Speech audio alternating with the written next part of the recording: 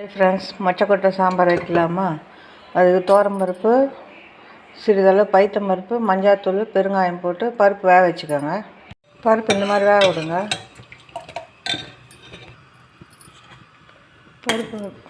பருப்பு வெந்த பிறகு தேவையான அளவு மிளகாய்த்தூள், சிறிதளவு மஞ்சாத்தூள், தேவையான அளவு உப்பு சேர்த்து கொதிக்க விடுங்க.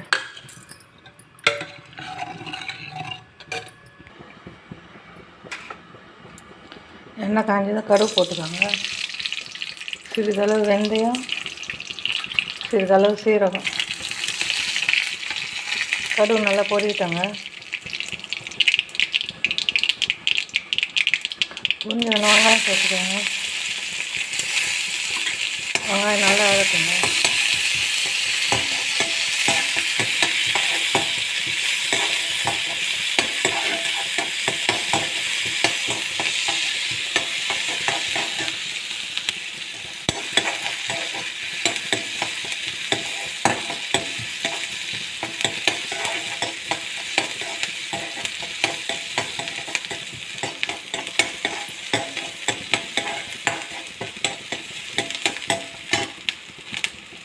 தக்காளி சேர்த்துக்கோங்க.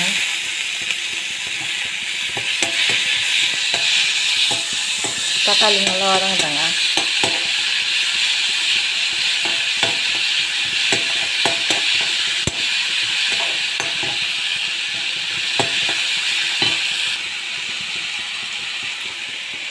தக்காளி நல்லா வதங்கின பிறகு இந்த உரிச்சு வச்சு மொச்சக்காயை சேர்த்துக்கோங்க. சேர்த்து வதக்கி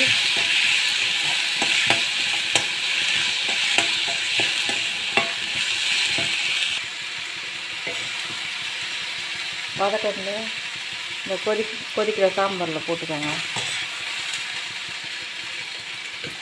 3 விசில் விடுங்க. புளிக்கு பதிலாக மாங்காய் அரைஞ்சி போட்டுக்கோங்க.